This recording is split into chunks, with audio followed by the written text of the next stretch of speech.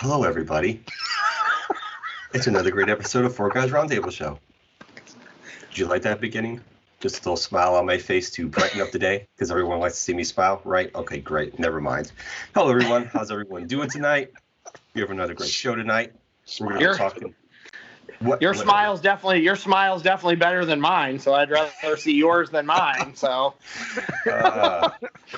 so we will be talking Star Wars trilogies, the final three tonight. And I know Darth Pat is so excited to speak about this. Right, Darth Pat? Right? Oh, always. Oh, see. The enthusiasm comes through in his voice. My enthusiasm. Because he loved The Last Jedi, so. My enthusiasm is palpable. Okay. You know, feelings when you were of goodwill are immeasurable. Hey, Oh. what is going on here? I'm gonna tell you, when you were doing that our opening here, I really was like, because I just watched the original Davy Crockett Disney put together movie from 1945. 54. I was watching that with my son, and he actually liked it. I was very surprised. He actually really liked it. And Kids that age should like that Davy Crockett. yeah, it's actually pretty interesting to go back and watch that now as an adult. But he's talking about where he was grinning a bear, and he's like, the guy's like, grinning? He's like, yeah, I just tried smiling. I practiced on raccoons and seemed to work on them, so I moved my way up to oh no, he said squirrels. He was working on squirrels, so he figured he'd move his way up to a bear. And that that's what he does to one of the in that movie era, that time, it was the Indians, which we know, they're Native Americans. But he tries it on one of the Native Americans in the movies, and the guy looks at him, he's like, fuck you. And he attacks him. I was trying to grin, I was grinning the our YouTube fans. There you go. That's what I was doing. But it just looked creepy from you. No. Hey, I'll take it. It is what it is. Excuse me. That's fine. So yeah, I'm doing well, as you can tell. And I'm not drinking tonight. Nothing but water tonight. Yeah, no alcohol for me either this evening. This is an alcohol-free podcast. Yeah, well, yep, I have the redneck sippy cup right here. With you got lemonade or iced tea?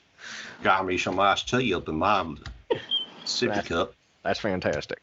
Yes, Nothing sir. like some good old iced tea, some sweet tea, need some sweet tea. Some. All One day, right. some moonshine chilling in there, Never know. Oh, So you Lord, can't even get Darth Pat to even smile or just, giggle or grin or nothing at that antics that me and Jeremy just did. Stone face.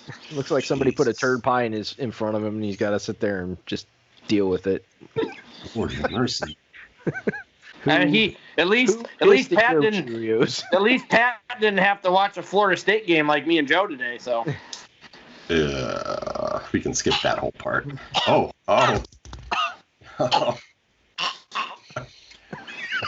Thank you for playing along. Using those wonderful force powers. Oh, beautiful. For our listeners, Darth Pat was just force joking me. Maybe.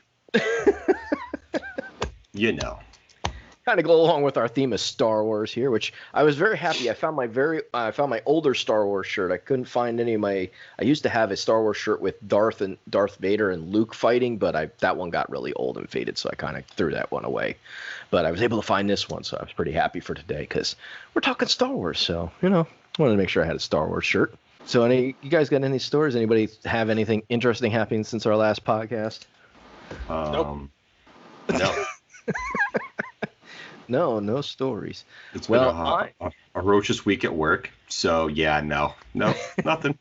Well, I'm going to tell you, I was very, very excited today because my son Lucas, who is 3, decided to go downstairs with my wife because my wife's setting up for this huge garage sale. That's how I deem it. It's called Just Between Friends, and they call it a consignment sale, but it's like a huge garage sale. But Gotcha. She'll go sell stuff there, make some money, use that money to buy Christmas gifts, which is pretty cool for the kids because they're 9 and 3. They don't need 40 brand new toys. We can give them hand-me-down toys that look brand new anyways, and they don't care. They're just happy to have brand new toys. That's all they care about.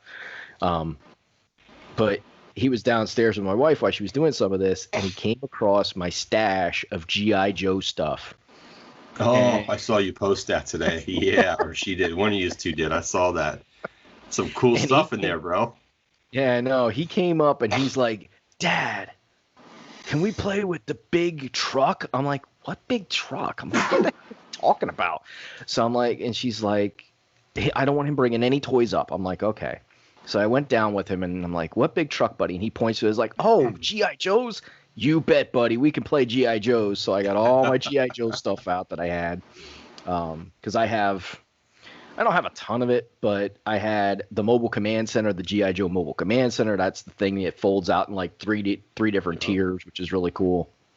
I had some of the Tiger Force stuff. I had the boat, the jet plane, and the four-wheeler. And then I had a couple other vehicles, but it sucks because all the rubber bands are starting to, because they're so old. I mean, these are like 1987, 88 toys, maybe 89. So they're all really freaking old. I mean, geez, they're older than my oldest daughter. So you can get new rubber bands for them. I know. I saw that. I was super excited. I was like, what? Amazon? Somebody's selling rubber bands for G.I. Joe's? I was like, holy shit. I was like, I'm fixing all these fucking things. You should see how much that base is worth. And the Tiger vehicles, man. Well, I looked into the base. If it was brand new in the box, which, what the hell kid keeps shit brand new in the box like that? But anyways, if it was brand new in the box, I could legitimately sell it for $400, which is nuts. The Tiger Force vehicles, I looked some of those up. Those are a couple hundred bucks, depending on what vehicle it was and stuff like that. Of course, all in the box, which I had to. I've ruined the value of all that stuff anyways already, but I had to super glue because the plastic got kind of warped on the engines of the fighter jet. So I had to super glue them so they didn't keep falling out, because like every 5 minutes, Lucas was turning the plane upside down and the engines were falling out. So ended up super gluing them so they didn't fall out anymore. But I'm excited because I am going to fix all my Joe figures, and so he can play with them. And if they break, I just have another rubber band to fix them with. So no big deal there. Jeremy, there's a G.I. Joe game coming out in October. It's like a third-person shooter for the Switch and stuff. Nice. That's sweet. I wish they would come out. Somebody just told me that they just came out with new 6-inch figures, which I was never a big fan of the bigger figures. I always like those 3.75, 4-inch figures, whatever they call them. Yeah. I always like those ones, and that's what I have. When my dad was a kid, he had the big 12-inch Joe figures, which was like Duke, and the bad guy wasn't even Cobra Commander at that time. I don't know who the bad guy was, but somebody told, yeah, I've seen those. But the 6-inch ones are pretty cool. Yeah, well, they can put a lot more detail into the 6-inch ones too. Just that 2 inches makes a big difference in what they can do with detail and stuff like that. But that's what she said. I was ready for it. Because if he didn't say something, I was about to say something. But she never told you that. Somebody had to say it. You guys were sitting there. I was like, all right. Oh. And Pat remained stoic. I knew that joke was coming as soon as you said that. It would have been better if you would have said it, Pat, I think. But I'm a little slow in the. Yeah, we know you're a little slow. No, I was going to say something else, and I said, "No, let's not finish that sentence." I think it was better with just saying I'm a little slow. Oh my God. Yeah, so that was my excitement today, and then tomorrow we have some family coming over for a little cookout and that. So not a super busy weekend, but a fun weekend, which is pretty cool. I always enjoy those weekends. They get you out of work mode when when you're not working the weekend, so which is nice. Yeah, that happens to me every once in a while. Well, the retail business will do that to you. Don't get a whole lot of weekends off. You're lucky if you get a week. 2 weekends, yeah. 2 weekends from now I'm off that weekend. I know. So. Yeah. So yeah, I remember those days of working retail and like working every Saturday and Sunday and never having those days off. That always blew really bad. Still does. Yeah, but it is. I did my time there, so. Did his time like it was jail. Well, I mean, between that and then doing tech support on the phone, I did those jobs for 12 years combined. So yeah. Yeah. Oh yeah, call center life. Yeah. What a grand old time. And you know what? Working in a call center, because for everybody that doesn't know, Theo and myself both work in a call center, and it's not terrible. It's just some days are better than others. Sometimes it depends on what position you're in too. Like I know Theo's in management, so that can be a pain in the ball sometimes. I mean, retail's like that too. Yes. It depends what kind of customers you have to deal with. If you get the crotchety old people like I got today, then they're always fun. They want me to bring their shoes to them, and I don't work at a shoe store where we do that. It's self-service. I'm not bringing you every pair of shoe you want. So, yeah. And when they're in their 80s, they think that that's how things work, because that's how it worked 45 years ago. But it doesn't really work that way anymore. Yeah. I remember our days at Champs. Oh, the days of Champs. Oh, yes. Goods, which I don't even think they have the sporting goods portion put on there. It's just Champs. It says Champs now, yeah. Like, we take off the sporting goods. We're not a sporting goods store. We're just Champs. But yes, well, yeah, because they used to have basketballs and that stuff. I don't know if they even have that stuff anymore there. I think it's just clothes and shoes now. Yeah, the last time I was in a Champs, they had the hats. Yes. I think they got rid of jerseys. Or if they did, they were very... No, they still have jerseys. They don't have like basketballs and all that kind of stuff that they used to have. It's definitely clothing. It's clothing and shoes and hats. Yeah. And it was very weird because they moved the shoes from the wall to the middle of the freaking floor on a pyramid thing. I was like, this is kind of weird. Like I feel like it. I actually kind of like that setup. I don't have a problem with that. I actually kind of like it because they were trying to differentiate themselves from Foot Locker. Yeah. So their setup is completely different from Foot Locker now. So they've at least done that. But it's very different than when we worked there. I felt like when people walked into the store, like the very first thing we would do is greet them. Like, hey, how you doing? Having a good day? That doesn't always happen. Yeah, if you need anything, let me know. Now it's like you could walk through the store like 2 or 3 times and maybe nobody talks to you. So I don't know if they changed the way they're doing things that way or if they just have shitty workers now there. We're still supposed to greet everybody at Famous Footwear. Like we're still supposed to greet everybody that comes in and say goodbye to them too. We're still supposed to do that. Yeah, I think it's the goodbye thing is cool, but I think it's important regardless of what kind of customer service you work in, especially in retail, to greet your customer and say, hey, how are you doing today? They may not answer. Sometimes they do, but sometimes they're on their phone and they ignore you, which is awesome. Yeah, that's actually not a bad thing sometimes because they could be really angry and be like, I'm glad you're not talking to me right now. Well, usually when that person leaves, if they're on their phone the whole time, I scream at them, have a nice day. I'm sure they love that. Well, every once in a while you get the one that comes in and their conversation, the whole store hears their conversation. Those people are really awesome when the whole store hears their phone conversation because they're important.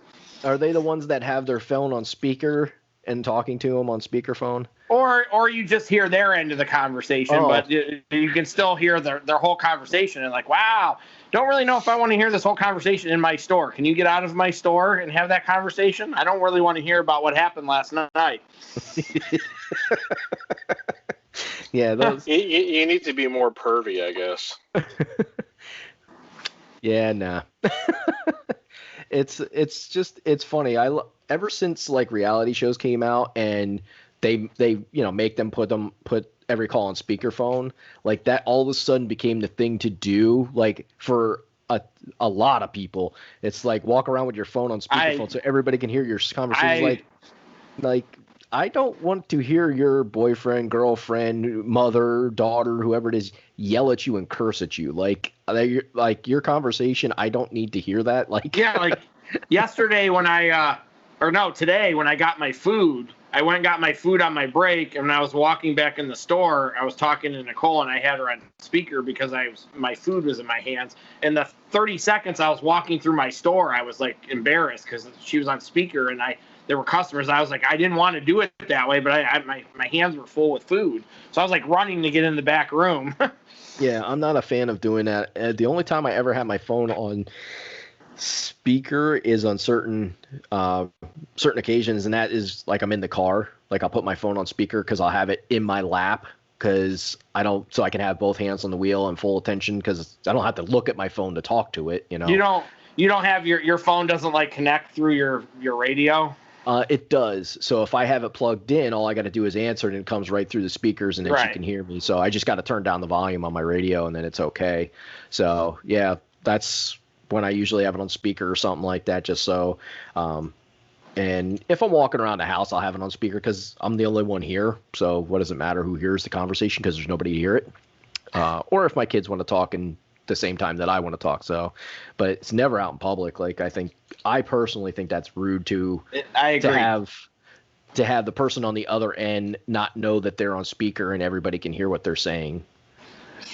Because I've heard people do that and they're like, people can hear you talking like that. I'm like, well, they wouldn't if you took it off a speaker phone.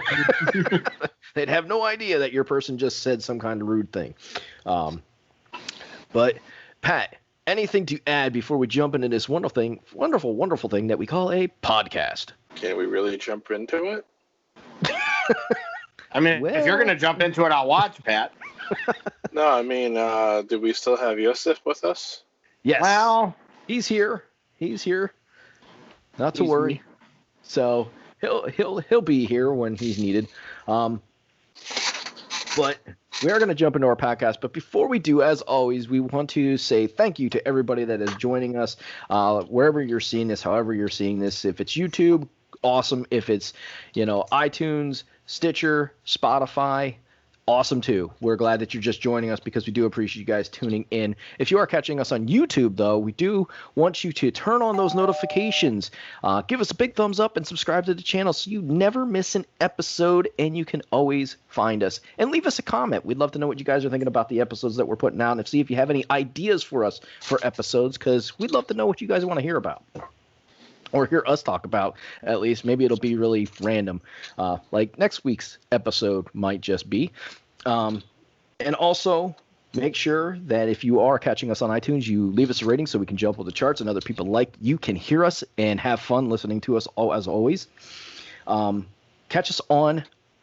catch us on Twitter. That's what I was going to say. Catch us on Twitter at the number 4, Guys with a Z Roundtable, as well as... don't forget to always tune in. I can't talk today. Well, this is going to be bad. Tune in to the end of the show. Thank you, Pat. When can Jeremy talk? I know. I stumble over my words way too often. It's terrible. But we do want you to tune in to the end of this show as long as we can get to the end of the show today. And catch the Mount Rushmore of today's theme, which is Star Wars, the sequels, which is the last 3 episodes, which is The Force Awakens, The Last Jedi, and then The Rise of Skywalker. So we're going to be talking about that. We got a couple different topics that we're going to talk about. As always, it's not just one random talking fest. So we're going to start off with, should the final 3 movies have had different directors? Do we think they should have had different directors? It's very different. You don't see that very often. Usually it's one person directs multiple movies if there's a series of them, but they did do something a little bit different. And you guys will have to help me out because I never remember directors. Wasn't J.J. Abrams the director of 2 of them? Yes. Okay. And that was the first 7 and 9. Say that again? 7 and 9. 7 and 9. Okay. So the first one and the last one and the middle one was done by who? Rian Johnson. Okay. Thank you. So it's definitely different. I don't think it hurt the series at all. Those 3 movies, I don't think it hurt them by any means. I feel like cinematically and everything like that, they were relatively the same, maybe a little bit different if you're probably paying much closer attention than I was. But Let me go to AJ since he looks like he's biting at the chomping at the bit there to say something. Go ahead, AJ. I would have preferred that if they were going to have Abrams do 7 and 9, that he do 8, because the other guy changed. It was his. He had his view of how he wanted things to go, which was clearly not the same as Abrams. So he changed stuff. He had things he wanted to do, and then Abrams in the 9th one was trying to fix the messes that the other guy made, essentially. So, point something out because I'm not quite. I didn't quite catch that. Like with like when I watched the movies, I didn't catch what you are mentioning. Like, what were some of the things that were different that Abrams had to fix? This is let Pat take this just because he knows more. Okay, go ahead, Darth Pat. Help me out here. Well, I was gonna kind of save this for later, but there was a lot. Having just rewatched all of them this week, and I basically watched both Last Jedi and Rise of Skywalker pretty much back to back this afternoon into the evening. There's a lot of concepts, settings, story points that they went with in The Last Jedi that they then basically just ignored in Rise of Skywalker. Okay. For whatever reason, but I can tell you my view what they are. And that's mostly that Last Jedi had a very divisive response, quite possibly the most divisive response of any Star Wars movie, even more so than any of the prequels, I really think. And I think they overreacted to those responses and changed course and just said, all right, we're just not going to bother talking about these things in Rise of Skywalker. And one of the issues I had, well, hold on, one of the issues I had with Last Jedi was I felt in a lot of ways there was not enough plot, not enough story, and that it dragged in a few places. And then Rise of Skywalker, I feel like they kind of almost overcompensated and there's way too much plot, way too much story going on. I've always kind of had an analogy in my head of Rise of Skywalker to X-Men The Last Stand, where there were just like too many storylines going on at one time. Mm-hmm. But in Last Jedi, the character of Rose, kind of irked a lot of people, and then she's practically non-existent in The Rise of Skywalker. Now they claimed that was because most of her scenes were supposed to have been with Princess Leia, and obviously they only had the footage of Carrie Fisher that they had, as they certainly weren't recasting the role. I called BS on that because of when Carrie Fisher passed away relative to when Rise of Skywalker came out, or Last Jedi came out. So I think that's a BS excuse. But that's one thing. The whole kind of segue, if you will, that Rose and Finn and BB-8 take to Canto Bight to find the code breaker. They talk about how, like everybody who's there, was like a war profiteer, and then Benicio del Toro's character implies that, like, oh, look, they're selling to you and to them, so, and then, like, because he's saying like there's really no good guys and bad guys kind of thing. Mm-hmm. And then there's the whole thing with like the animals that are being abused for like the races, and then all the children that are there on the planet. And I mean, you got to remember the last shot of The Last Jedi then is back there with those kids, like they're like telling the story of like Luke Skywalker and everything before they come and get it broken up. And then you see the one kid very clearly like use the Force to bring the broom to him and everything. So, and like obviously there's nothing about any of that stuff in Rise of Skywalker. Now there was talk at one point that Rian Johnson was supposed to be making his own like kind of standalone Star Wars movie or series at one point. I have no idea if that's still on the horizon at all, but it almost felt like a lot of the stuff that he was doing in Last Jedi then was like kind of laying the ground for that, and unfortunately just doesn't work like that. Yeah. So let me ask you this question, Darth Pat. You said that there was pushback towards the Rise of Skywalker, And are we talking about like people on Twitter and stuff like that, like fan base, like pushback? Yeah, the greater. I mean, there were. Well, I mean, I don't remember exactly what the critical reviews were for all 3 episodes off the top of my head. The pushback. I mean, there was pushback to both Last Jedi and Rise of Skywalker, but specifically with Last Jedi, yeah, it was coming from the Twitter sphere, the social media universe, that kind of stuff, where people have all these outlets to bitch, moan, complain, and every other damn thing that they didn't have, even when the prequels came out. So you get much more of that immediate feedback, if you will. And, there was so much bitching about, Rey's a Mary Sue. And if you don't know what the Mary Sue concept is, I'm sorry, I'm not going to explain it to you here because I think it's a bunch of bullshit. You can Google it for yourself. But it's just it's something that it's a concept that in my view was invented by a bunch of incel males who are depressed with and unhappy with their own lives, quite frankly. Okay. Yeah, and they're threatened by strong female characters, so that's my take on that. So that's why I'm not going to give it any ground. So yeah. Let me just weigh in on the female character since you just mentioned that. I think it's actually really cool that they switched it up instead of it being just having the strong male role like in the first 6 movies, that they switched it up and had a female role. Why not have a female role? It's the Force is strong with whoever it's strong with. Like, that's just the way that the Force is. And if you're a true Star Wars fan, you know that's how the Force works. It doesn't pick male or female. It just says, okay, this person has a strong Force. And by the end of by the 3rd movie, the Rise of Skywalker, we learn why she's so strong in the Force. It's kind of weird twist to me, but we find out why. So I think it's actually good. Why not have a strong female character in a movie? I know some people were probably very upset and very hurt by that, but I don't think it's a big deal. They did in Last Jedi. They made it seem like she came from nobody important.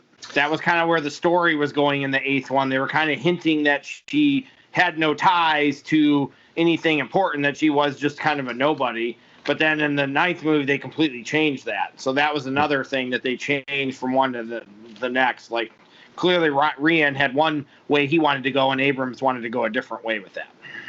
Yeah, now, I mean, getting back to the original question, you talk about should the films have had different directors, since I know this was Joe's question, and he's not on with us at the moment to really kind of elaborate. I'm not really sure what he means by that question. Like, should they have had different directors from who they had, or should they have every episode had a different director the way like the original sequel or the original trilogy did? I'm not quite sure what he means by that. I mean, originally Colin Trevorrow was supposed to direct The Rise of Skywalker, but he backed out at some point, and they put Abrams in. And I don't remember exactly when they did that, but it always kind of felt like, well, okay, now actually I'm looking right at it here. It says it was in September 2017, so it was a couple months before The Last Jedi came out that he backed out, claiming creative differences with Kathleen Kennedy, who was like the big producer of the sequels, and they brought Abrams back in.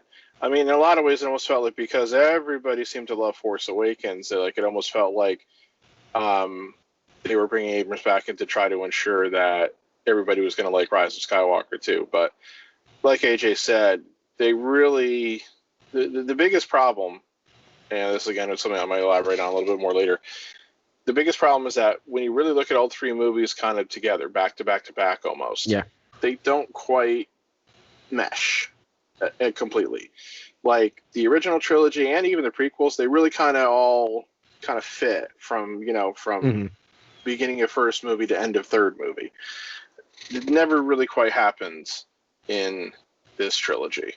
And I think a lot of that is because they're like, well, we're not going this way or we're not going that route. Like, they didn't have, it feels like they did not have a firm concept story for the entire trilogy in place when they started making them. And I think that's really what hurts in a lot of ways. I would have been okay if Abrams had done all 3 of them. So that's the question. If he had done all 3 of them, there probably at least would have been a consistent tone, because I mean, even though like they had a lot of the same people behind the scenes, like in terms of like the producers and stuff, they had different people like credited with like the scripts of them. I mean, so it wasn't like the original trilogy where Lucas was still, even though he only directed the first one of the original trilogy, he was still writing and producing the sequels, and of course with the prequels he wrote and directed all of them. So like at least that's one way to kind of ensure cohesiveness and everything. Obviously you can pick at other places with the first two trilogies, but at least they had a sense of cohesion from the continuity. I think you're right about the lack of continuity in this one. And it's like I didn't. Sorry to interrupt, Jeremy, but it's like what AJ was mentioning. I didn't mind them going with the concept that Rey is a nobody, because that was also one of the concepts that I think Johnson was trying to introduce in The Last Jedi, is that you can be like anybody can be like a strong with the Force. Anybody can be a Force user, and it's like we kind of should have known that already anyway, because you looked at like the Jedi Council and the prequels, or like the younglings and everything, and it's like it's just like random people. We don't know who they are, or who they all came, where they all came from, or everything. So it didn't have to be completely centered around the Skywalker family and everything like that. And I don't know if you saw this, but I think it was just this past week, Daisy Ridley said in an interview that at one point she was supposed to be a Kenobi. So it sounds like that they were like changing their minds and making it up as they went along to a certain extent. So I think you kind of feel that when you watch it. And it does hurt a little. So well, and I think that's what confused me about The Rise of Skywalker is, in the previous movie they're like, oh, you come from, Kylo Ren's like, you don't come from anybody, you're nothing, you're nobody, your parents are nobodies, and then to completely switch it up, and for anybody that didn't watch any of those or is planning on watching them, spoiler alert, she's Palpatine's granddaughter. Like, what? Like. It's a really out of left field thing, right? And that's what killed me about it, because it's like this, like it's okay, like in the overall premise, it's all right, but to be thrown that curveball when you're watching the movie, you're like, huh? Like what? Like what? Where the fuck did this come from? Like why all of a sudden is Palpatine involved in this movie again? I'm like, what the fuck? So yeah, I mean that's another weakness of the trilogy start to finish is Palpatine's involvement in The Rise of Skywalker, because again it literally comes from out of nowhere. I mean, the first indication you get that he's involved in it at all is the title crawl at the beginning of Rise of Skywalker. There's little to no, if I can remember, mention of him in episode 7 and 8 at all. So it just kind of shows where I think they were just kind of overreacting as time went on and everything. We started episode 9 with an RKO out of nowhere. Oh my God, an RKO! Well, think about it. I mean, like the openings moments of episode 9, in addition to the crawl saying, "Oh, Palpatine is back from the dead somehow." You see Kylo Ren fighting other people, and it's like, who are these people fighting? And apparently that one planet where he finds like the Sith Wayfinder is apparently supposed to be Mustafar, which is, the planet from the end of Revenge of the Sith, and where Darth Vader's castle was. And then, he finds Exegil and he gets there, and like you see that Snoke was apparently a clone of Palpatine. How? Why? Why does he act like a different person then? So, yeah. So, and that's the thing. Like, you go through the first movie, so you're watching The Force Awakens, and you're seeing the ominous figure, and like, who's this dude? Like, because all you see is the blue hologram of him, and he's gigantic, which is kind of interesting. Like, they made a gigantic hologram, not the miniature size or the normal size one. He's a gigantic hologram. And you're like, ooh, this is really interesting. We don't know who this guy is. It's a brand new evil villain. And you're like, okay. Then you get to the second movie, Last Jedi, and you're like, okay, there's Snoke. And you think, like, okay, he's going to get away because he's the villain. He's the mega villain in all three going to be the mega villain. And then he fucking dies. I'm like, what? Snoke was Like Snoke just died. I was like, there was like okay, no payoff there at all. It was like, what the hell? So I was just like, this doesn't make any sense. Now who's the villain now? Right, and it's, I mean, constantly, like, there's the lines of dialogue about, it wasn't, like the lines between Han and Leia in Force Awakens where Leia's like, we didn't push him away, it was all Snoke, and, Luke telling Rey about what happened when he tried to train him, like, Snoke had already gotten to him and all this and that. So Snoke's been around for a while. Yeah. So it's like, it just, there's just so much stuff that needs further explanation that doesn't get it, and so it just doesn't make sense, and it can be a little too distracting when you try to spend more than 5 seconds thinking about it. And unfortunately, if that's all it takes to start bringing up questions like that, it does kind of make you go, we can. It makes you start to question your enjoyment. So we can move on if you want, Jeremy. Well, I just wanted to make mention, since we're kind of on this topic, like, it was what I thought made it weird, and I don't think this had anything to do with the three movies being directed by different people. 2 of them by J.J. Abrams and the other one by the person I can't remember because their name is irrelevant to me. What made it wasn't the directing that made it so much worse. It's the fact that the storylines, regardless of who was directing, just didn't, like Darth Pat said, there was no continuity to the story at all from beginning to end. And I don't think that would have made a difference if J.J. Abrams did all 3, because he wasn't writing them, he was directing. So,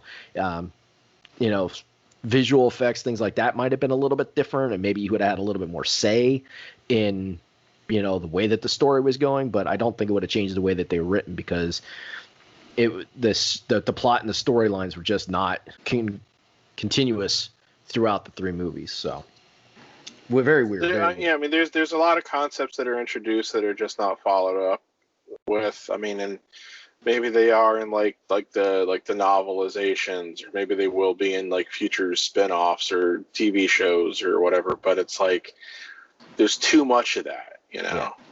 So let's move on. As AJ was saying, we should move on to our next topic, and this is an interesting one to me, because I find the whole thing that started in The Last Jedi was very, very odd, and this is how impactful is the Rey and Kylo connection. I thought this was like it was cool, but also like very, very weird and kind of annoying at points and times throughout The Last Jedi, in particularly, with this supposed connection that they could see each other through the Force when they were nowhere near each other, like they were in completely different planets and solar systems and stuff like that. It was like, this is kind of odd, and kind of creepy too, because he could have, there's a good thing there was no shower scene or anything like that, because he'd have popped in the shower and be like, "Woo, look at this! I'm a creepy, weird bastard," Well, yes, but like most science fiction and fantasy movies, nobody ever goes to the bathroom and nobody ever practices hygiene. So yeah, you never see those things in sci-fi and fantasy movies, do you? I agree with Jeremy that it was weird. It was a little bit weird. It was a little bit strange. So I don't know if that's the direction I thought that it was necessarily going to go with them. No, I mean, that's one of the few things that they really introduce in The Last Jedi that they actually follow through with in Rise of Skywalker, is their connection. The problem is, it still doesn't really make a lot of sense, because Snoke tells them he caused, forced, created, whatever, the connection between the 2 of them in Last Jedi, because I mean, there's none in Force Awakens, Right. But Snoke says that he was the one who created the connection between them and whatever, as a way of, I guess, getting her to trust him so that she'd come to him. So Snoke could then destroy her. To me. Why don't you come to me? Come to Buckhead. Anyway, Okay, but anyway, so Snoke's saying that he causes the connection and everything. All right, okay. They never really explain how, but there's a lot of force powers that are seen in this trilogy that are never really explained. It's just accept it. Yes. But so Kylo kills him. Shouldn't that break the connection? You would think. Or damage it, or do something to it. Yeah. Right, I guess the connection between them then was just too strong. Which okay, I can run with that. And then it's like in Rise of Skywalker, I think they start is when I think Kylo says it, and then Palpatine says that they have it's a dyad between them. And that's like where Palpatine's able to like use the strength of their connection to restore himself there, and everything, which is like, all right, Okay, so real quick, that was one of the dumbest things in all the Star Wars sequels, was where Palpatine sucks the life out of them like I don't even know what you'd want to say, but like sucks the life out of them and restores himself, but they're still like, oh, they're okay. They're, they didn't wither away or anything like that. They're just like temporarily hurt.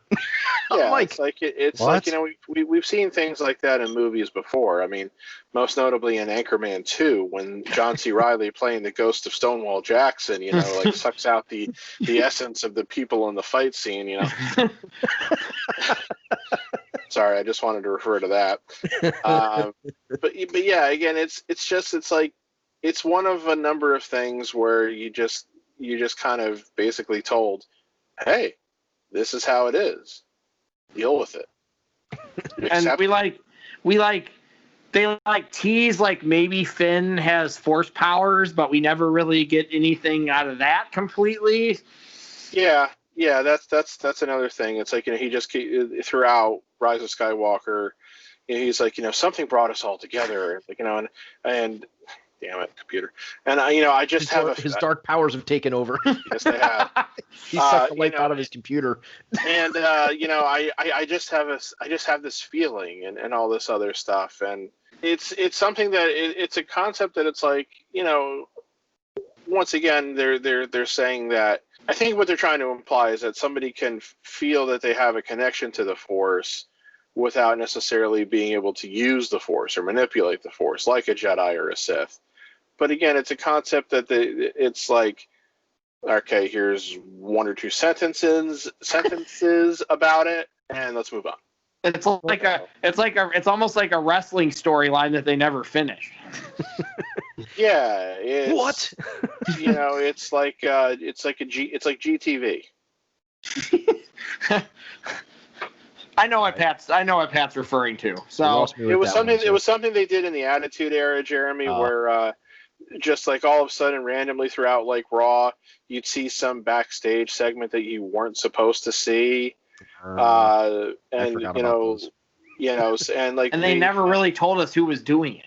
And it kept just saying GTV, and like they never did say who was behind it. Supposedly it was eventually going to be revealed to be Goldust, but Dustin Rhodes left the company sometime in 1999. And I think the funny thing was, I think they still aired a few of those so-called GTV segments even after he left. So, I was disappointed with that thing with Finn, because like in Force Awakens he touches the lightsaber even, doesn't he? Well, he picks up the lightsaber. Yeah. So like I was like, all right. He uses it to fend off a couple stormtroopers when they attack Maz's bar, and then he fights Kylo on Starkiller Base until Kylo overpowers him and everything. So which should happen. Right. Yeah. I mean, he obviously wasn't, he wasn't the chosen one. At least he fucked Phasma up in the second one. So essentially, there's another topic, but right. Well, and I liked Captain Phasma a lot. So, but that part was weird in that movie to me a little bit too. Ultimately, Captain Phasma's pretty worthless character. So the cool thing about the people Kylo like her Ren, because she looks cool and she's played by the actress from Game of Thrones, but it's like, yeah. The cool thing from the Kylo Ren and Rey connection was really at the end of the movie, and that's when he force feeds her, force sends her, whatever the hell you want to call it, the second lightsaber to cross them and like defeat Palpatine. That was cool. Yeah, so that was cool. Like, if you're gonna draw one thing out of that made that whole connection make sense, is the way they ended the movie. I mean, the fight when they're fighting together in Last Jedi, and that the fight where Snoke dies, they do some cool stuff in that. There's a couple of cool things I remember that happens in that fight too. I remember being like, all right, this is pretty cool. They're fighting together. This is kind of cool. Mm-hmm. Yeah, I mean, kind of getting back to the question. I mean, essentially when you really come right down to it, then the whole trilogy really becomes about the connection between the two of them. Right. And they really try to hammer it home when Rey's on the Star Destroyer about halfway through Rise of Skywalker, when Kylo's confronting her again, and he's like, my mother was, the daughter of Vader. Your father was the son of Palpatine. We were both born out of darkness, so we both should be dark, or something like that. And that would probably work a little better if there had been more scenes with Rey showing like temptation or possibly slipping. I mean, in some ways, again, she is a little too perfect in that she never really seems like she's teetering that close. I mean, you could make the argument Luke never really does in the original trilogy either, but they use a very cinematic technique to kind of show that. It's like, at the end of Return of the Jedi, when Vader's looking for him in the throne room, and he's like reading his thoughts and everything. You see Luke when it's like, half of his face is light and half of his face is more or less dark and everything. Yeah. So it's a cinematic bit of symbolism and everything. But other than Rey having a couple of really quick visions here and there, it feels like that was something else that unfortunately they just made a little half-baked. And the one vision was awesome when she had the double bladed like the Darth Maul. That was cool. Yeah. Yes. So yeah, when she goes back to the Death Star, yeah. Yeah, it was something that again they could have probably just elaborated on maybe a little bit further, of course, but like I said, the Rise of Skywalker has too much going on in it as it is, so yeah. Unfortunately, Joe is not on here still with us, and me and Joe wanted her to go bad. Like, me and him have had this discussion. We wanted her to go Sith. So both me and him did, for sure. Yeah, see, that would never work though. I mean, she's introduced in The Force Awakens as the character that you're supposed to be following. I know. So her going bad would not have made any sense, really. It just wouldn't. So our good friend Theo did message me and let me know that he's having some technical difficulties and he'll be back shortly. That's why he's not with us right now. But the show must go on. We cannot stop the show. So if you feel the show is better without him, how dare we? Text 1 to 555-555-5555. If you feel the show is not better without him, text 2 to 555-555-5555. And if somebody answers that number, results will be tabulated never and never given. And if somebody answers that number, hang up immediately. Yeah, I'd say so. If somebody does reply to you, say that you were tricked by a bunch of idiots on a podcast. We of course take no responsibility for your dumbass actions. Oh man. So yeah, that's fun. All right, and Joe, hey, Theo is back with us. So awesome. Yes, so yes. we've been talking while you were having your technical difficulties about the Kylo Ren and the Rey connection. So we wanted to get your opinion on it. We, all three of us, think it was pretty weird and didn't make a whole lot of sense at times. So what do you think? The good old dyad. So yeah, I dyad because that was in there. Dyad, something fierce. Drum roll, please. Do that again, Patrick. Thank you. Gracias. So for me, I wouldn't have minded so much if they would have been more elaborated on it, the whole story. Maybe do something where they kind of started that connection, give it some more detail in the first one, and not kind of like revealing most of it in the second one and then in the third one. I mean, it could have worked. I just don't think they went about it the right way as far as introducing it the first time, really, for the most part, in the second movie. And it was just kind of weird. Like, are they best friends? Were they lovers? Or are they booty calls for each other? Like, what is this? What is this? What's going on with this? Friends with benefits? I just don't understand the whole thing. Let's have a kiss at the end, but they're not romantically involved. Okay, so where are we going with that? I don't know. So I had mentioned, I said it was really good that he didn't, do that while she was maybe taking a shower or something. But as Darth Pat mentioned, in sci-fi, nobody brushes their teeth, takes a shower, or poops or pees. So, there is no such thing in the future. So we all just defecate on ourselves and stink. No, I didn't. Pat also made a really good point too, Joe, where he said that Snoke was the one that supposedly created this connection, but when Snoke died, why didn't the connection end then? Like Pat said that was kind of strange. Yeah, I mean, you can look at it that way. It's kind of strange, but it's kind of like in the third movie, they're saying that Palpatine was pulling the strings. So if he's pulling the strings with Snoke, then I guess it's kind of like he's the one who started it in the background by using Snoke, possibly, if you could look at it that way. It's another Palpatine is the aspect of ultimate it. puppet master. I am the puppet master. Dance He's for me, in order. puppets. Definitely.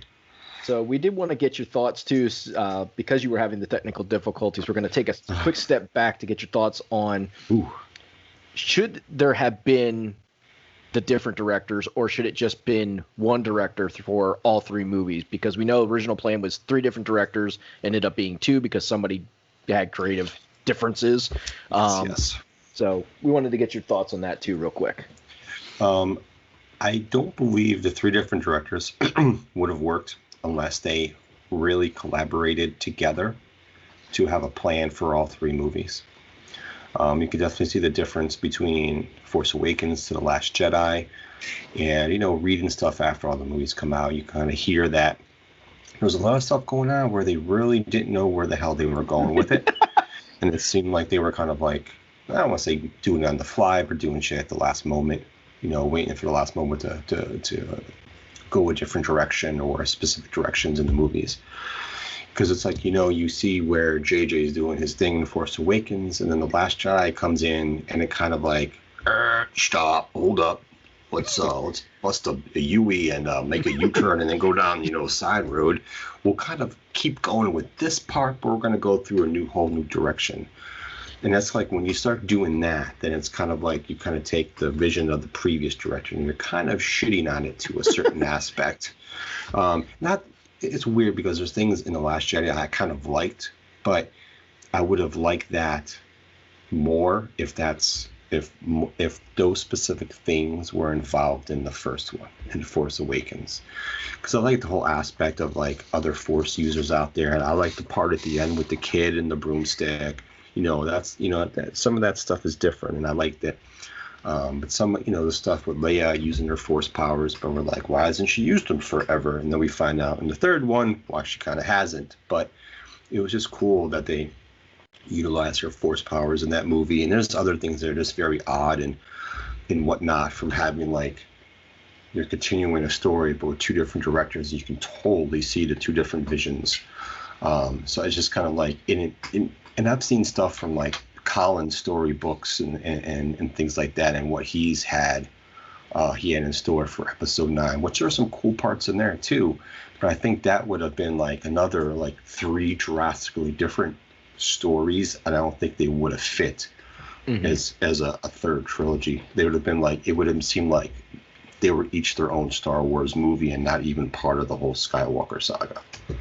Yeah. And that's kind of what we what we had been talking about too. They just, because there was the multiple directors, like there was no continuity of story. And I kind of put it out there is that the director has, directs the movie, but it's ultimately comes down to who's writing the stories, and they evidently didn't write them to be that way. And the director didn't have enough input to make the changes that were necessary to, keep everything in a continuous motion of, okay, this is what happened in the first one, now we're going to the second one, now we're going to the third one. So we don't want to beat a dead horse, because that just doesn't make sense. So real quick, I found this too. Dead joke. It's okay. So it was a couple comic book things on websites that I follow on a regular basis for movies and all that stuff. I know George Lucas was, I don't want to say had some say, but helped JG out on the third movie a lot of stuff. So Okay. So they did a screening of the movie. And there were several scenes that were different. So there was a JJ version, or George Lucas version, and one of the other writers, I forget what his name is. So they kind of like scored each one. I don't think they were completed scenes per se, but they were different, and they had people at Disney ranked them. And George Lucas's got a higher scoring than the other two. So here's some of the stuff that was in that screening that I found, and the source that's from this is pretty reliable, because he's pretty much come out with a lot of the secrets per se of all three movies that have been released. One of it is, Rey is alone on the Falcon, struggling with feelings of shame as anger threatens to lead her to the dark side, and she asks out loud, "Why is this so hard?" Suddenly, even though she is alone, she hears the reply, "Life is a struggle, but in the struggle we become better." Rey looks up and sees Anakin Skywalker standing right beside her. It's his Force ghost. Let's see. That would have been cool. Yes. I would have liked that. So the guy who posted this said his source was personally shown a screenshot of Anakin and Rey together on the Falcon. So that's some of the other things where there was speculation of Christian Hayden, being on set and doing more stuff in the movie. And then in the scene, Anakin reveals to Rey how the Emperor survived in Return of the Jedi, and reveals information regarding the Veil of the Force and the Emperor's Sith mirrors that allows him to access the Veil's powers. So that is George's version. So the last part, some people aren't going to understand. I do. The Emperor's Sith mirrors. So it's in Star Wars Rebels is one of them. So in Star Wars Rebels, it's the final season, right, Pat? Season 3, I think. 4. Sorry, that's right. Season 4, where Ezra uses this area. So it's an area where you can see the present, the future, and the past. And while he's in there, you hear voices. He hears voices in the future. He hears Rey's voice, and other people in the movie, and he hears voices. They hear voices from the past. He goes in there because he uses it to save Ahsoka from when her and Vader meet, and she finally kind of figures out that, hey, Vader is Anakin, because she cuts his mask and she can see some of his face and she sees his eyes, and they have a little moment there. So he goes back and kind of pulls her out before she dies. But the Emperor is also trying to use that to create his own destruction, per se. So when you hear about the stories that rebooting the trilogy, that specific scene there is kind of a way that George Lucas was trying to use as input. Because if that was in the movies, they can reboot the last 3, because that gives him a pathway to go in there and kind of use that to kind of reboot, per se. Not that they would ever do it, but that's kind of how Interesting. That would kind of play out, per se. Go ahead, Pat. Well, that's something I want to talk about more towards the end. Okay, we'll save that then. So there is something that I wanted to put out there, because I was watching one of these folks that likes to critique Star Wars movies, kind of like what we're doing, but they take it to the next level. And they had their hard on, so to say, for the fact that Finn, who is a non-Force user, picked up a lightsaber and used it. Like, God forbid somebody picks up a lightsaber that's not a Force user. But yet, if you remember, And I know we all know this part where Han, though he didn't use it in a fighting scene, he picks up a lightsaber and opens up the Tauntaun to save Luke Skywalker's life. So It's not a big deal. Not a big deal. Now, granted, he does use it to fight Kylo Ren and gets his ass kicked then. But for all those people out there, and I want to hear your guys' quick opinion on this, but to all those people out there that were like, that's retarded, that's stupid, it doesn't make any sense, how is a non-Force user? Guess what, dumbasses? It's a fucking sword. Like, this is what I say to those people, and Pat's going to do it too.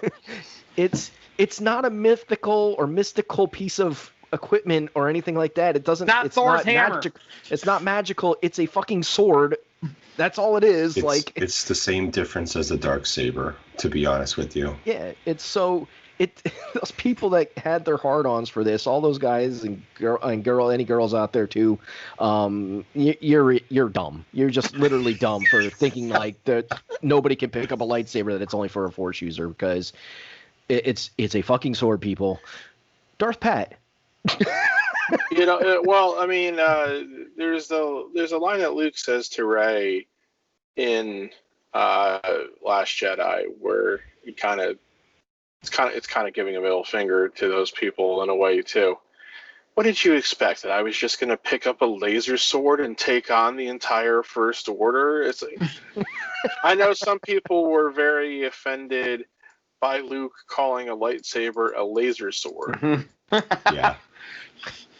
And it's like, well, that's because, they went with this, depressed, disillusioned characterization of Luke, which was, I'll be perfectly honest, not my, I'm not sure how to say it. It's not what I would have done, Right. I also, it's the one thing that I can also say I really felt is wrong. I mean, like, I just don't feel like Luke Skywalker would have ever gotten to that point.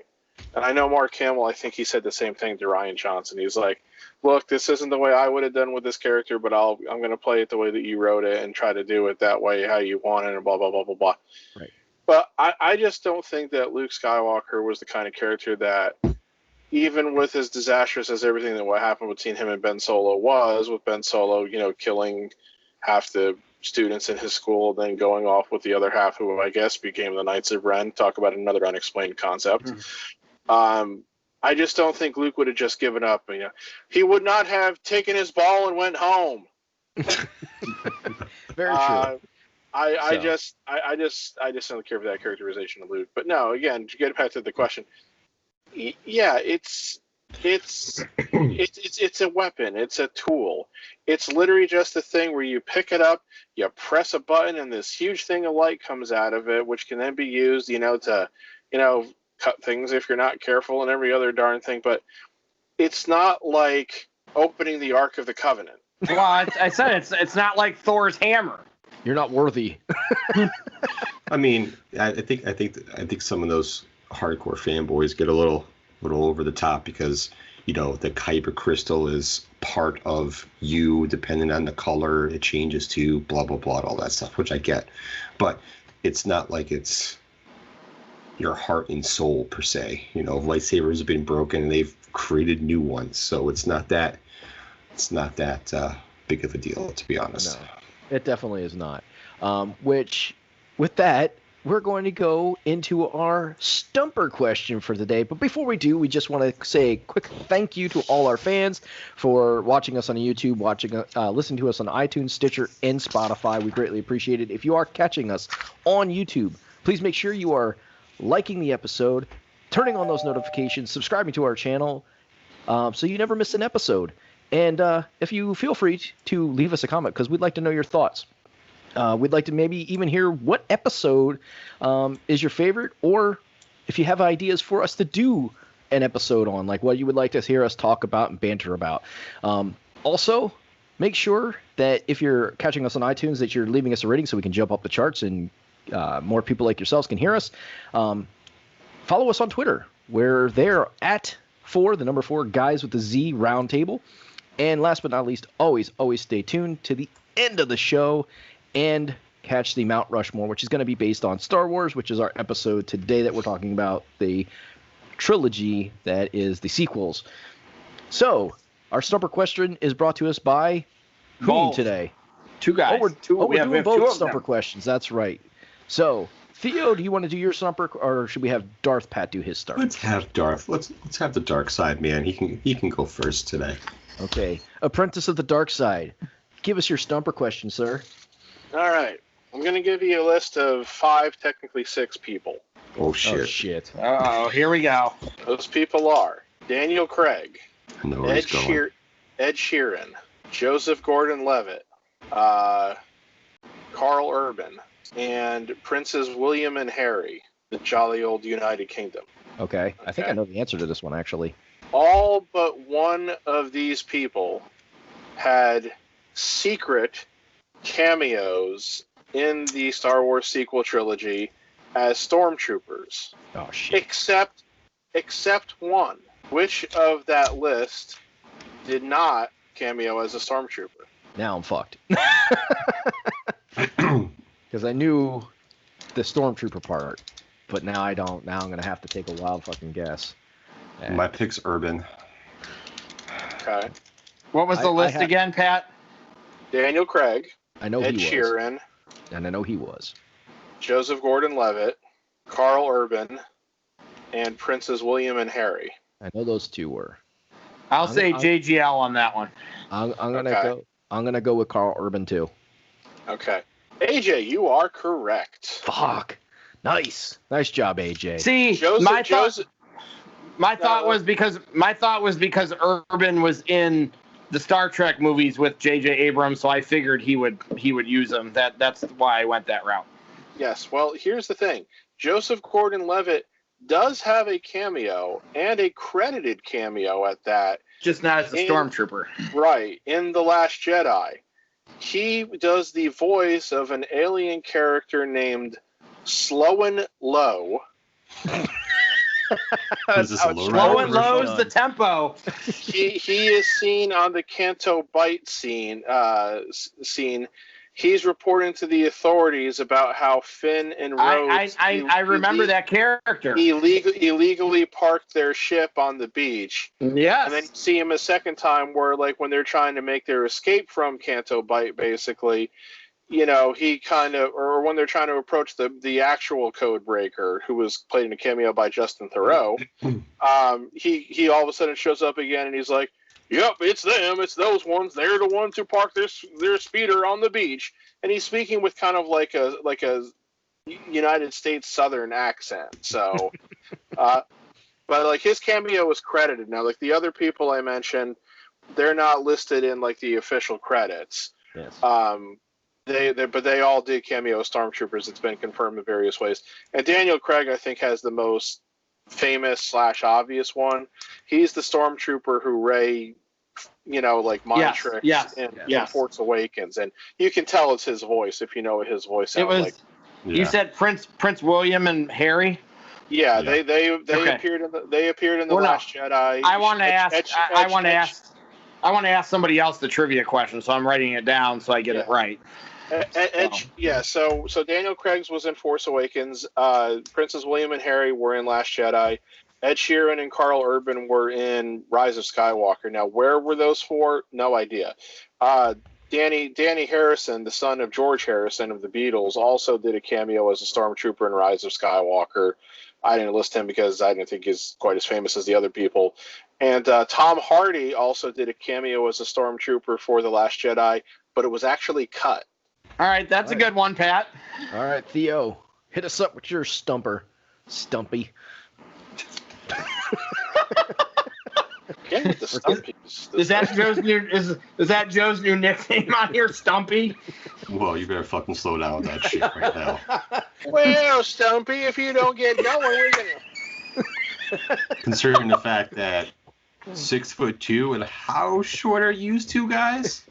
Hey, I'm 5'8", thank you. You best be referring to the two of them. You're going to talk about height. Oh, I definitely am.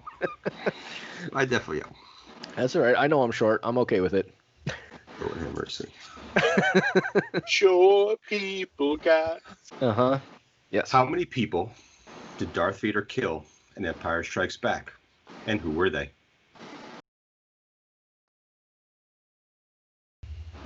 I know for sure he kills one of his the commanders on one of the Star Destroyers because he put somebody else in charge because he chose. So I know that's one.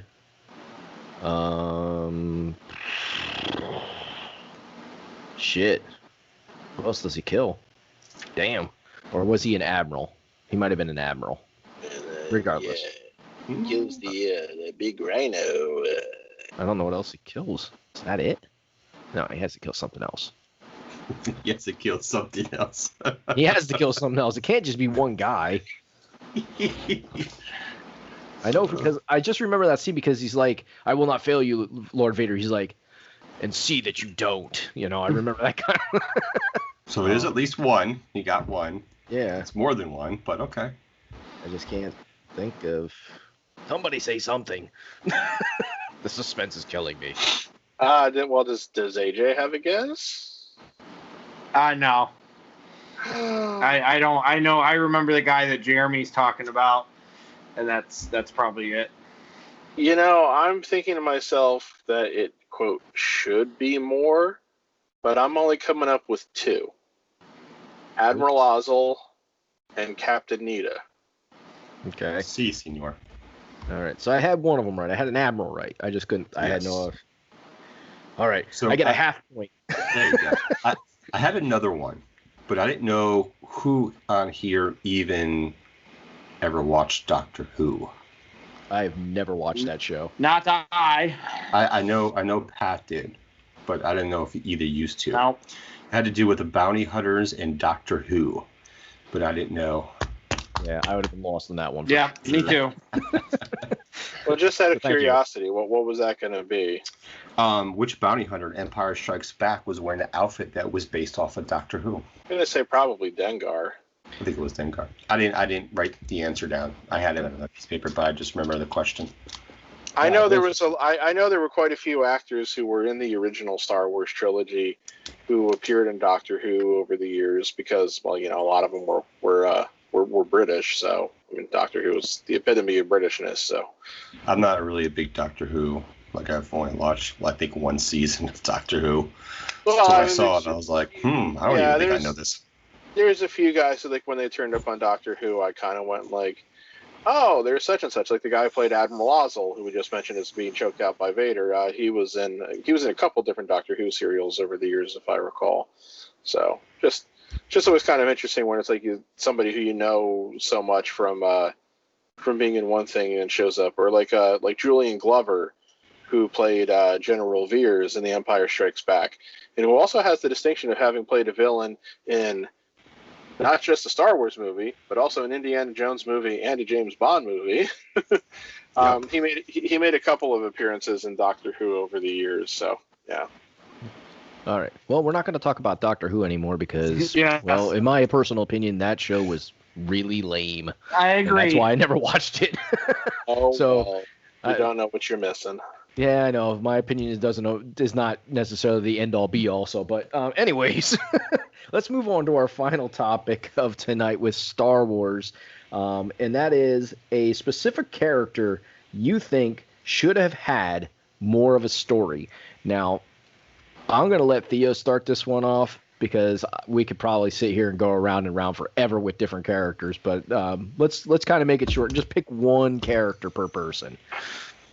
I think Finn should have had a more the story.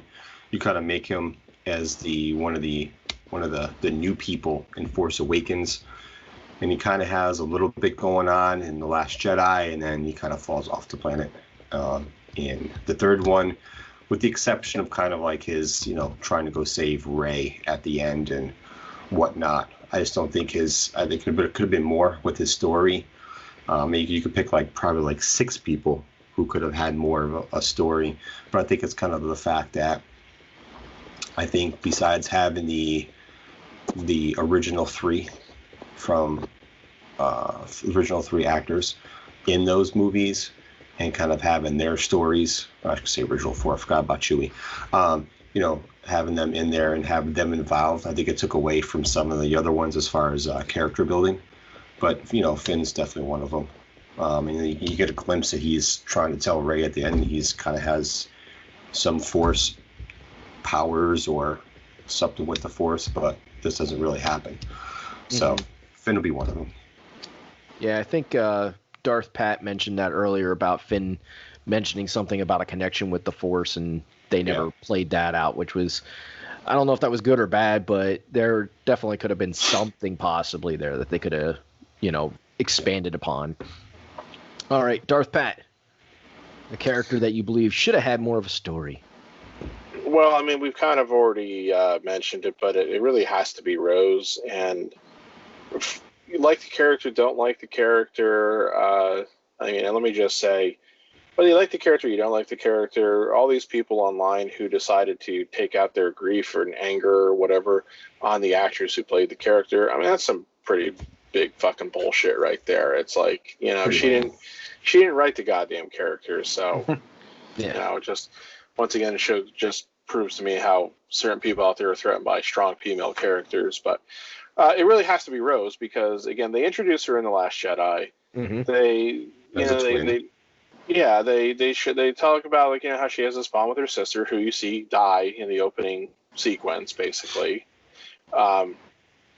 She dies quite heroically, though. Like it was one of those all for naught moments. But anyway, and they give this whole thing where she's like she kind of sort of falls in love with Finn, because she goes and saves him from sacrificing himself at the when they're trying to destroy that huge cannon at the end of the movie, and then she gets she's knocked out and injured and everything at the end of Last Jedi, the same way that Finn was at the end of Force Awakens. But then again, like I said, in Rise of Skywalker, her character is practically non-existent. She probably should have gone with Rey, Finn, Poe, Chewbacca, C-3PO, and BB-8 when they would go to Pisana, I believe the planet was called, which is where they were going to find the traces of how to get to Exegol, and then where they first meet up with Lando. But it's they even say to her, it's well, first of all, I think it's literally the first point where Rose and Finn interact in Rise of Skywalker, and it's just Finn just kind of very casually saying to her, it's well, Rose, last chance to come with us. And she's like, oh, the general wants me to study the old Star Destroyer schematics. Yeah, that was just lame. And then I'm not even so sure if she was involved in any. I had just watched it and I can't even remember. I think she had to be involved in the final assault, the big battle at the end, where they land on the Star Destroyer to try to, take out the tracking system or whatever it was that they needed to leave the planet. But again, it's whatever stuff there was that existed in Last of Jedi, they just totally dropped in Rise of Skywalker. Yeah. And again, it's really because of the change of directors. And it was basically Abrams just felt, I guess he had just no time for the character, whatever. But she, again, like or hate the character, it reflects badly to just introduce her as an important character in the second one and make her so less than important in the third one. Yeah, very true. AJ, I'm gonna go with DJ Benicio del Toro's character. I loved him. So, and that's another one of those director things. I'm oh, maybe they're gonna get him in the end in this one because he fucked them over in The Last Jedi. So I say, maybe in the next one they're gonna get back at him, hunt him down. And he disappeared too. You'd at least like to know if he was able to get off the Star Destroyer before, he got split in half by Admiral Holdo's maneuver and everything. I really liked him. I even bought the Funko Pop for his character because I really liked his character in that movie. So yeah, that is a character. That is a character you could do fun things with if they ever do any kind of spin-offs, like say future movies or TV shows or animated shows. I doubt he'd come back to voice an animated role, but that would be something that you could do potentially fun things with if you wanted to. But Again, I don't know what the novelization or anything like that says, but again, you don't even know what his ultimate fate is. So. No, you don't. That's why I really liked his character. So he was that guy from the movies that I'm just like, oh, I really liked him. Yeah, his character was pretty interesting. It was. It is. It was cool. Definitely was. My character that I really think that they could have had more of a story for was really Snoke. Because you get in the first film, you get this, and I mentioned this before, you get the ominous figure and the giant hologram, and you're like, okay, who is this? And then you finally find out who it is in The Last Jedi, and you're like, okay, cool. And so he's like the new super villain, and you're like, okay. And they bring Rey to him, and then he's fucking dead. So like, okay. Like, if they would have done it, like, I don't think they needed to bring back Palpatine. I don't know why it happened now, but I don't think it was necessary. They could have had Snoke never encounter Rey until the third movie. Let that be the encounter. Let that be the final battle to end it. And maybe then find out that Snoke was really a Palpatine clone, that was the way that Palpatine was holding on to, and controlling the current future, Yeah. And do something like that, twisted at the end with that. Because I think there was a lot to go with Snoke and still develop that evilness of who he was and how controlling he was of Kylo Ren and that. But, as we know, they killed him off and said, okay, well, now what do we do?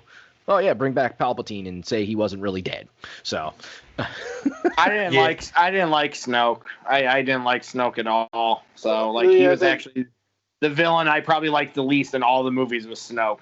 So the problem again with Snoke is it's just a lot of with him, because again he keeps on being referred to as being this all powerful evil who drove Ben Solo to the dark side, and then creates this connection between Kylo Ren and Rey, and then gets off.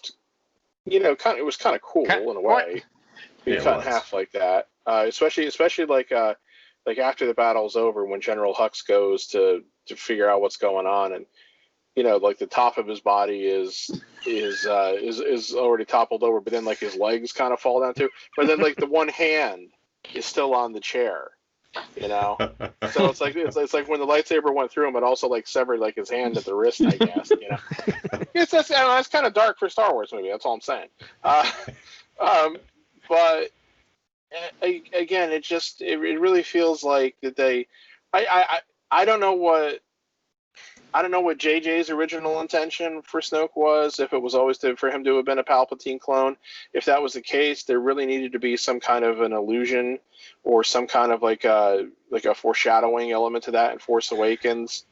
I don't know if Rian Johnson talked to him about, hey, I'm going to kill Snoke in this one. So it's you just wonder about what was going on. So that's the problem again. It's the lack of cohesion we talked about earlier is what I think really shortchanged a lot of these characters. Yeah, too much unknown and changing things and not being on the same page with each director per se.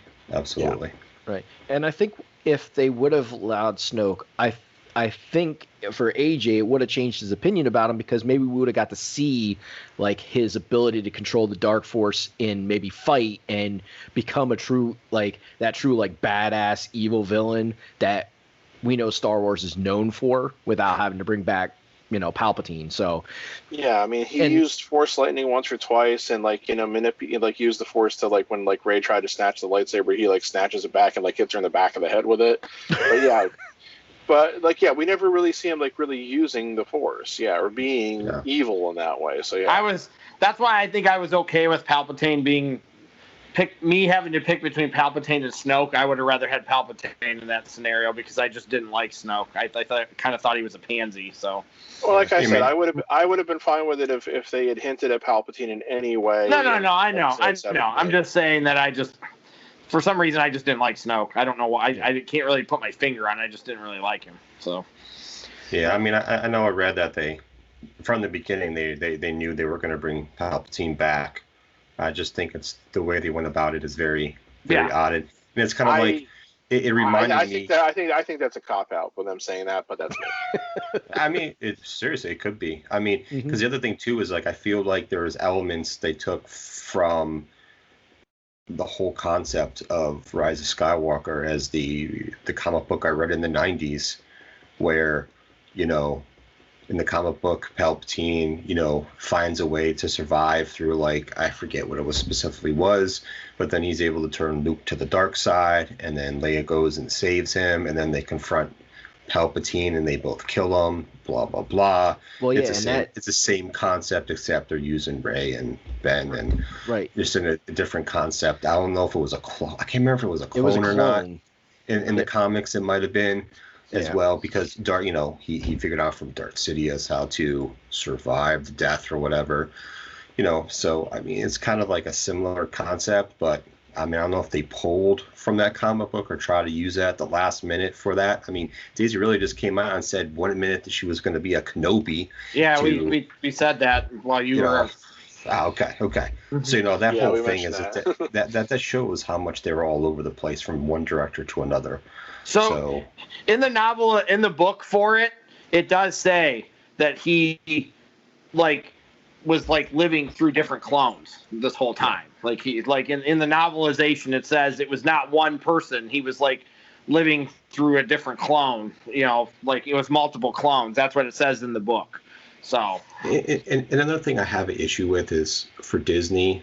I don't know if they don't trust something with the Star Wars, but I just kind of feel like they gave a lot of time to the Russos to, you know, they can make the Avengers movies as long as they fucking wanted to, and it was do whatever they wanted. Yeah, but it seemed like they were restricting a lot of stuff with Star Wars, and I don't understand the concept, because the other thing I kind of feel like they're banking on is they're banking on Disney Plus, and they're banking on, well, you guys don't know what happened. There's a lot of open-ended stories because, well, fuck, we can have that because we can throw it in a novel. We can create a new animated series. We have The Mandalorian we can tie stuff into. We have the Kenobi series, which I did read as 8 years after Return of the Jedi. So I feel like they don't care that there's open-ended shit because they can use it they can tell that story in some other aspect, which is weird. Not 8 years after Return of the Jedi, Joe. I just read that today when McGregor did an interview with somebody. He said it was 8 years after Jedi. But he's already dead. Oh, I'm sorry. Sorry. I was thinking. No. Revenge of the Sith? Yes. Sorry. Okay. I thought you were talking about Mandalorian for a second. I'm like, I think they just said that's 5 years after Jedi. So. No, that's my fault. Hey, we all have our moments. No, I knew he was probably meant to say something else. AG was given the stink face, and giant turd fell under his nose again. No, I just feel like they're Jesus Christ. They're depending on other avenues to tell the stories and not just have meaningful movies, but yet they'll let the Avengers and the Marvel just make 25 movies to get to their point. Yeah, they can do whatever they want, have a 2-hour and 45-minute movie, or a 3-hour movie, but they can't have a Star Wars movie go that long and tell their story. Yeah, it is kind of odd. But that does lead us up to our final thing, which is our Mount Rushmore today. Well, wait. One second. I'm sorry. Before we get to that, this is something I kind of mentioned before. I want to talk about. Joe also made an allusion to it. There was a story going on a month or two ago, maybe a little bit longer, about how there's because the receptions to both Solo and I think to a certain extent of The Last Jedi and The Rise of Skywalker, both critically and commercially, were not what they were hoping for. They've kind of pumped the brakes on Star Wars movies. Now, they still have one they intend to release in, I think, 2 years, but they haven't announced what it is. And considering we're still in such heavy lockdowns because of the pandemic and everything, God only knows if they're actually going to get to that point. But they do intend to start making Star Wars movies again at some point. I mean, right now they're just focusing on The Mandalorian and some other things. But there's a story about there's a power struggle going on within Disney, specifically within Lucasfilm right now, like I mentioned Kathleen Kennedy before. She's been kind of like the main producer since Disney bought Lucasfilm. So there's apparently her side, and then there's apparently a side that is like kind of more loyal to George Lucas, which supposedly includes Jon Favreau, who's the creator of The Mandalorian, and Dave Filoni, who was the creator of the Clone Wars. So there's this talk about like there's going to be a power struggle, and Kathleen Kennedy is going to get forced out, and then they're going to redo the sequels. Well, that would be terrible. Like, we don't need to redo the sequels. Yeah, they said that they would redo the sequels through what Joe was alluding to, earlier. The mirror.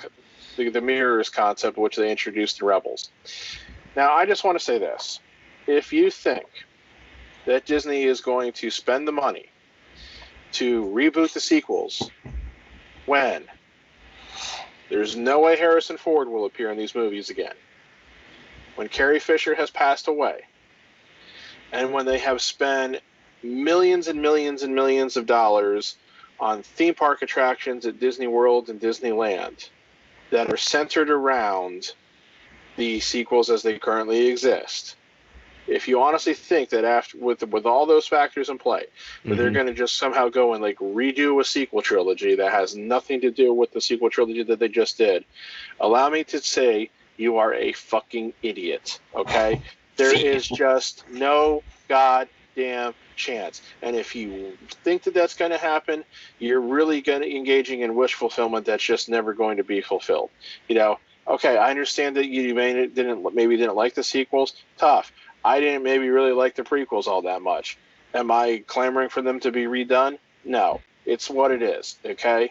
You just have to accept it. It's a fucking movie. Yeah, we can't be Spider-Man and redo that 17 different times, okay? Yeah, okay. It's like some things need to be a little sacred here.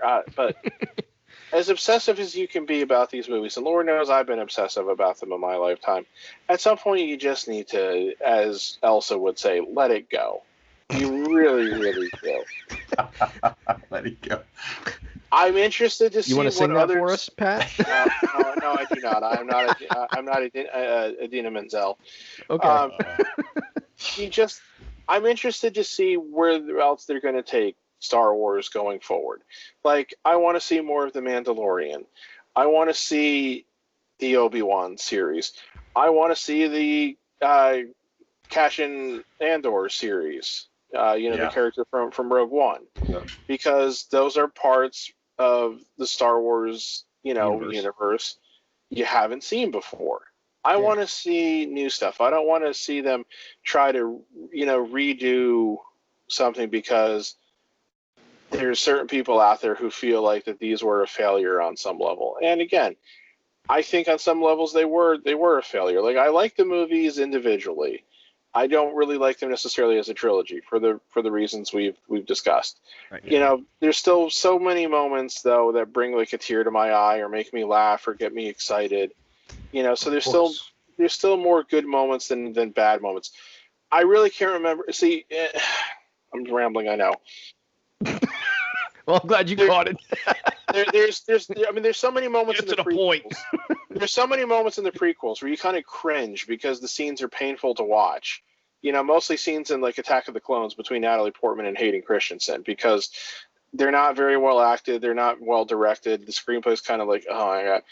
I really don't remember there being a lot of moments like that in the sequels where they just kind of made me like cringe to watch it, No. So look, it's just, you're just going to have to accept that these were the movies that were made and hope that they start getting it right going forward.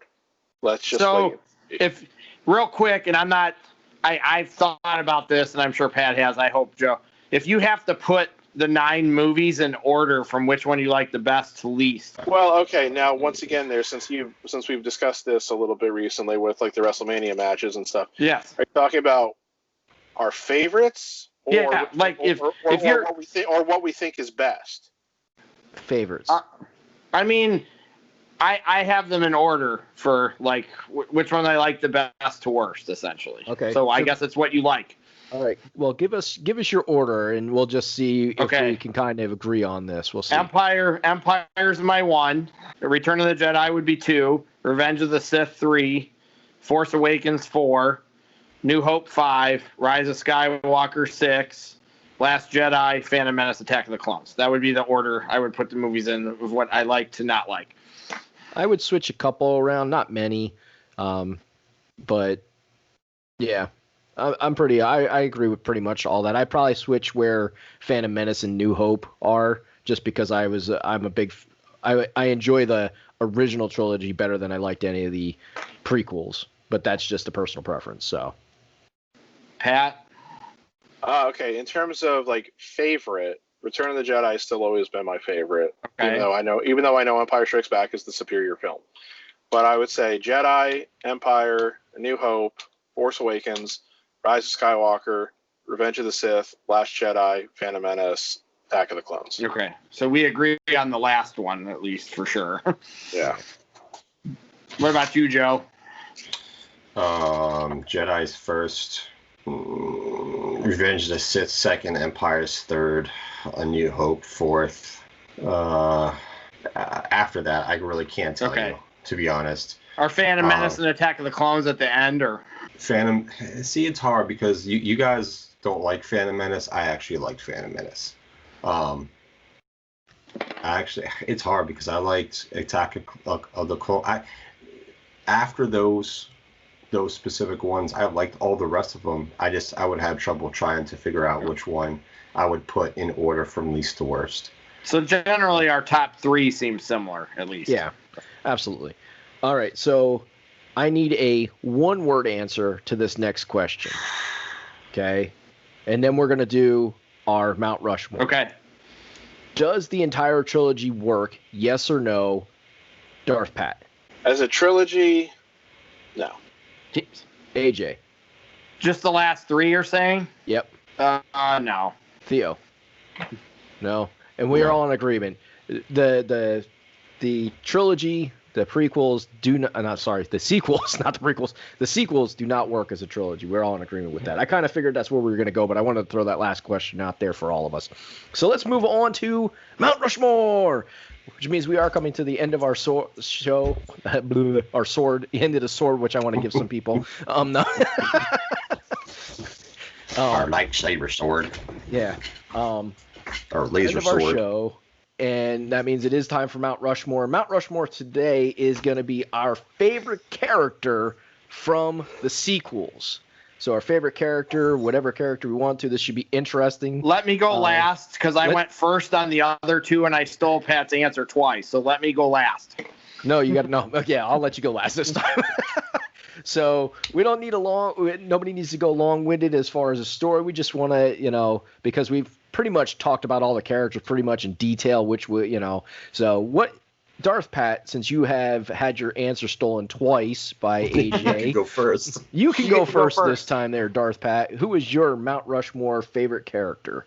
Well, I think this might surprise some people. Okay. I'm going to say BB-8 because I just find him so entertaining. So going with the droid. Yeah, I mean, I just remember seeing the very first teaser trailer for Force Awakens back at the end of 2014. So I'm I even said what the hell is this ball droid rolling around on the ground and everything? But I think they did. I think they did a really good job at just making him a full-fledged character. He serves a lot of purposes. I mean, in a lot of ways he does more than 3PO and R2 ever did in the original trilogy. But they also found ways to make him very expressive, make him very emotive, to make him really be really a full-fledged character. And I always just find it really one of my favorite scenes from the whole trilogy is when they get back to their base in Force Awakens, when after he and Poe have been separated and he thought Poe was dead and everything, and he sees that Poe's alive, and he goes rolling up to him, and you can tell how excited he is and everything. So I just found the connection between him and Poe to be kind of cute, and then the loyalty he has for Rey as well is also pretty cool. So I just like BB-8 a lot. My favorite scene with BB-8, my favorite comical scene is where he flips Finn the bird with his little lighter. Well, see, that's a good, that I think is a little bit of a That is fun. controversy, if you will. I think some people think he's flipping him off, and I think some people think he's supposed to be giving him a thumbs up. So Either way, it's really funny. yeah, it is. It is. So it's like, pick whichever one you want. Either way, it works for you. So, all right, Theo, favorite character from the sequels. This one's hard. This is a hard one for me to pick. For these sequels. So a little backtrack. I'll give an honorable mention of story, character building. Captain Phasma and Maz. Two other characters that could have had more of a backstory and more involvement. What is that noise? Stop beating on your desk, damn it. I'm thinking. It's my thinking. I don't... Wait. That's beating on my desk, all right? I'm going to go with Poe. Yeah, I think I'm going to go with Poe. I like fighter pilots. He's kind of scoundrelly a little bit. Yeah. He's as close to a scoundrel as you're getting. Yeah, he's a little scoundrel. you find out his past in, Rise of Skywalker when they go to whatever the fuck that planet was to get help with... Kajimi? Yeah, whatever. What? Yeah, I don't really have a lot. I just, Poe's character kind of fits, some of the other people I like. So I'm just going with Poe. All right. Now I have to rethink mine because I was going to go with Poe Dameron too. So somebody stole an answer of somebody on all three Star Wars ones. Yes, it's just going to happen. There's people, we like who we like. So AJ, well, I think of another character that I really enjoyed. Why don't you take it and tell us who your favorite character was? I'll go with Rey. So she was really good. Pat said she was really good at playing we got the female character that was force powerful and stuff, and she did a really good job of playing that part. She's good in every movie. So she is. Her character and Finn's characters to me were the best characters in the movies, consistently. I like Poe too. I'm not disrespecting Poe, but I think Rey, she did a really good job in all three movies. I think she would be the person I liked the best in all three movies. So I'll go with Rey. I think she did a really good job. Yeah, absolutely. So I'm going to have to go out of left field here because as much as I would like to say Finn, I really couldn't stand his freaking character in that movie.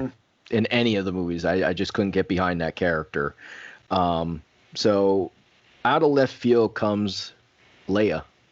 I'm going to be perfectly honest with you. I liked Leia's character because you saw what the years did to her as far as her temperament and the way she acted. She went from being, this princess, the princess character to being, a mother who lost her child, technically, in a sense, to being a full-blown leader of a resistance and not, where it was the rebels before, now it's the resistance. So she had an evolution of her character, which was really interesting. It's unfortunate that she did pass during the making of the movies because it would have been interesting to see if she would have survived to the end or if that really would have been her end where she passed using those force powers to connect with Kylo Ren, her son. So, but I really like that kind of evolution, and I thought it was fitting to have her be in all three movies since she was willing to do that, because she was kind of the character that tied everybody back to the original, because she was the reason why Luke and them originally go to where the hell I can't even remember where they went to find her originally. The Star Destroyer. The Star Destroyer. Well, they went to Alderaan. They went looking for Alderaan, and then they find her on the Star Destroyer. She's the original reason, and then she's the original reason why Ben turns good again. The final reason, I should say, not the original reason. So I'm gonna go with Leia. So that would be mine. So our Mount Rushmore for tonight, which is favorite character from the Star Wars sequels, is BB-8, Poe Dameron, Rey, and Leia. A pretty interesting. It's definitely an interesting one. Yeah, because it was a good one though. But interesting, yeah. It is, because we have a droid. We didn't put a droid on any of the other ones, so that's definitely different. And I really like Darth Pat's pick with the droid. I thought that was pretty cool. I wanted to take Kylo Ren, but he was a whiny bitch in this. Like at times, like it was hard for me to take him. Yeah, like that was the other thing. Yeah, so. there are some elements of that. Hey, before we run away. Okay. I want to ask this. Cool, because I know you're trying to get to wrap up. So no problem. I just want to ask this question of you guys, because it's something that I think some people complained about, and it's something that kind of always bothered me to an extent. Okay. How annoying, I guess, is the best word I can think of, was it for you that Han and Luke never have a scene together? That didn't bother me at all. It bothered me. I'm indifferent. Okay. I mean, it would have been cool, but I mean, the way that the story was constructed, it was basically impossible. But to me, it's like, well, don't construct the story that way then. But yeah. Yeah, I think that was a missed opportunity at some point. Yeah. So I mean, that's what I just wanted to ask. So yeah. Yeah. No, good question, because it, for us true Star Wars fans, it is kind of a cool thing that would have been nice to see, but it is what it is. They are just movies, and we don't direct them or write them, so, Yep. Pat might think he does sometimes, but... No, trust me, I've gone over in my head like a few times. I'm like, whenever I get to a part where I go like, well, I didn't really like the way they did that. The next thought that I have is, all right then, smart ass, how would you have done it differently? My immediate answer to that is, exactly. So, yeah.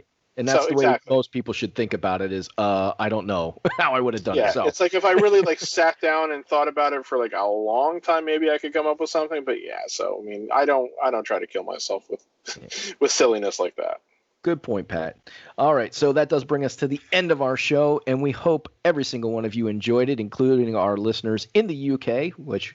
Just want to give another shout out to you guys. We appreciate you guys. So wherever you're tuning the person in the UK, Darth Pat is single. Oh Jesus God! Are you serious right now? Unlike the aforementioned William and Harry, I think they're both they're both preoccupied. Now UK listeners are like, well, forget this. I don't want to listen to these guys anymore. We've now lost the UK listeners. Yes, we have. But in my defense, I was not the one who started us down this path. That was all AJ. So you hold him accountable for that. So I'll take full accountability. All right. So what are we doing next time, Jeremy?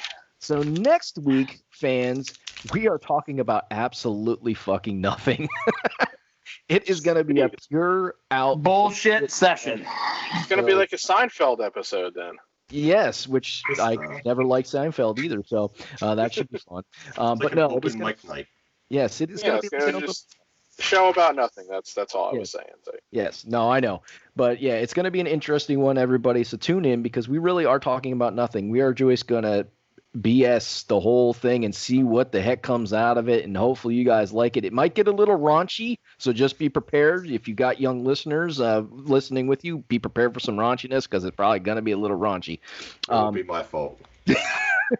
Sure, Joe. Sure. It won't be my fault at all. The least perverse of the four of us is Pat.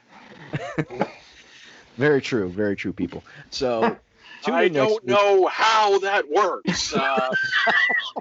I'm leaving that one alone. So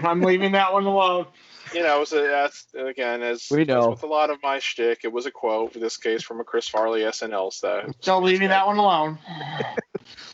Don't worry, we knew what you were talking about. Yeah, of course you did.